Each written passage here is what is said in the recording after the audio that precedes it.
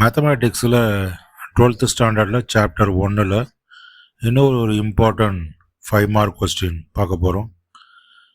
Problem பார்த்தீங்கன்னா என்ன கொடுக்கப்பட்டிருக்கு அப்படின்னு முதல்ல சொல்லிடுறேன்.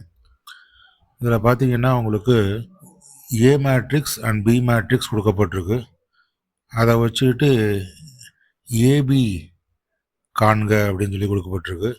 மேலும் சில சமன்பாடுகள் அந்த ஈக்குவேஷன்ஸ் கொடுக்கப்பட்டிருக்கு, அதுக்கும் ஆன்சர் பார்க்கணும் அப்படிங்கிற மாதிரி கொடுக்கப்பட்டிருக்கு. ஏ மேட்ரிக்ஸில் -4 4 4 -7 1 3 5 3 1 3 ரோ இருக்குது. பி மேட்ரிக்ஸில் 1 -1 1 1 -2 -2 2 1 3ன்னு சொல்லி 3 ரோ இருக்குது.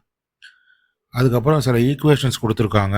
x - y + z = 4, x - 2y - 2z = 9, 2x + y + 3z = 1. இந்த சமன்பாடுகளையும் சால்வ் பண்ணணும். இந்த கேள்வியை பொறுத்தளவில் நாம் ஆன்சரை கொஞ்சம் எலாபரேட்டாக பார்ப்போம், அப்போ தான் நம்மளுக்கு புரியும். இப்போ இதில் பார்த்தீங்கன்னா இந்த சமன்பாடுகள் கொடுக்கக்கூடிய சமன்பாடுகள் அது x - y + z = 4, x - 2y - 2z = 9, 2x + y + 3z = 1. இதை நம்ம ஒரு கேபிட்டல் B = 1 - 1 1 1 - 2 -2 2 1 3 அப்படின்னு சொல்லி ஒரு மேட்ரிக்ஸை எழுதிக்கிறோம்.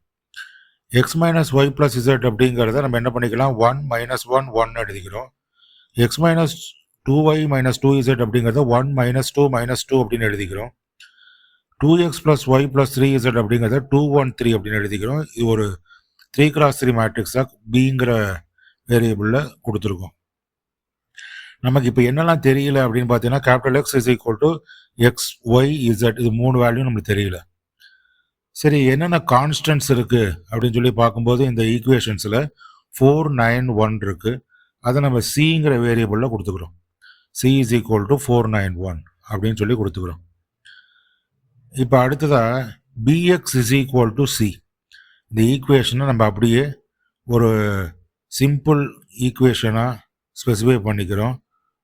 bx = c அப்படின்னு சொல்லி கிரியேட் பண்ணிக்கிறோம். ஸ்டெப் 2ல் பார்த்தீங்கன்னா b இன்வர்ஸ் கண்டுபிடிக்க போகிறோம். கொடுக்கப்பட்ட ஏபியை பெருக்கணும் அப்படின்னு சொன்னால் ஏபி என்ன கொடுக்கப்பட்டிருக்கு ஏற்கனவே பார்த்தோம். -4 4 4 -7 1 3 5 3 5 -3 -1. இது ஏ. பி மேட்ரிக்ஸ் வந்து 1 - 1 1 1 - 2 -2 2 1 3. இதை நம்ம பெருக்கிறோம். பெருக்கினா நம்மளுக்கு ஏபி = 8 0 0 0 8 0 0 0 8 அப்படின்னு சொல்லி கிடைக்கும். Row into column method. இப்போ மேட்ரிக்ஸை மல்டிப்ளை பண்ணணும்னா ரோ இன்ட்டு காலம் மல்டிப்ளை பண்ணணும். First row first column, first row second column, first row third column, second row first column, second row second column, second row third column, third row first column, third row second column, third row third column. இந்த மெத்தடில் multiply பண்ணோம்னா நம்மளுக்கு 8 0 0 0 8 0 0 0 8ன்னு சொல்லி AB value கிடைக்குது. AB = 8i அப்படின்னு சொல்லி நம்ம எழுதிக்கலாம். அதை ஷார்ட் பண்ணி இதிலிருந்து A இன்வர்ஸ் = 1/8 × B அப்படின்னு எழுதிக்கலாம். ஸோ A இன்வர்ஸ் அப்படின்னு சொல்லும்போது 1/8 × B அப்படின்னு சொல்லி நம்ம எழுதிக்கலாம். சரி, அடுத்தது பார்த்தீங்கன்னா மற்றும் B இன்வர்ஸ் அப்படின்னு சொல்லும்போது என்ன பண்ணலாம், B இன்வர்ஸ் = 1/8 × A அப்படின்னு எழுதிக்கலாம். இப்போ எக்ஸோட வேல்யூவை நம்ம கண்டுபிடிக்க போகிறோம். நமக்கு bx = c அப்படின்னு சொல்லி ஏற்கனவே நம்ம ஸ்பெசிஃபை பண்ணியிருக்கோம், க்ரியேட் பண்ணியிருக்கோம்.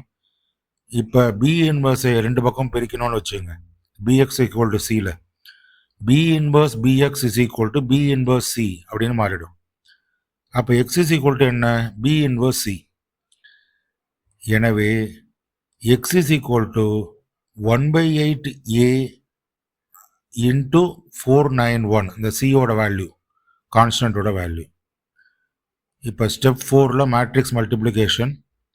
இந்த x = 1/8 a 491 வேல்யூக்கு இதை எக்ஸ்பேண்ட் பண்ணுறோம். x ஈக்குவல் டு 1/8 ஏக்கான மேட்ரிக்ஸ் பார்த்தீங்கன்னா -4 4 4 -7 1 3 5 -3 -1 491. இப்போ இதை மல்டிப்ளை பண்ணுறோம். முதல் ரோவில் பார்த்தீங்கன்னா -4 × 4 இருக்குது, ப்ளஸ் 4 இன்ட்டு ரோ இன்ட்டு காலம் தான். -4 × 4 + 4 × 9 + 4 × 1 ரோ இன்ட்டு காலம். இப்போ நம்மளுக்கு 24ங்கிற வேல்யூ கிடைக்கும். ரெண்டாவது ரோவை பொறுத்தளவில் -7 × 4 + 1 × 9 + 3 × 1 இது -16 கிடைக்கும். மூன்றாவது ரோவில் 5 × 4 + -3 × 9 + -1 × 1 அப்படின்னு சொல்லி -8 கிடைக்குது. எனவே X is equal to 1/8 into ஒரு மேட்ரிக்ஸ் 24 -16 -8 அப்படின்னு சொல்லி கிடைக்குது. சரி, இப்போ ஸ்டெப் 5ங்கிறது ஃபைனல் சொல்யூஷன்.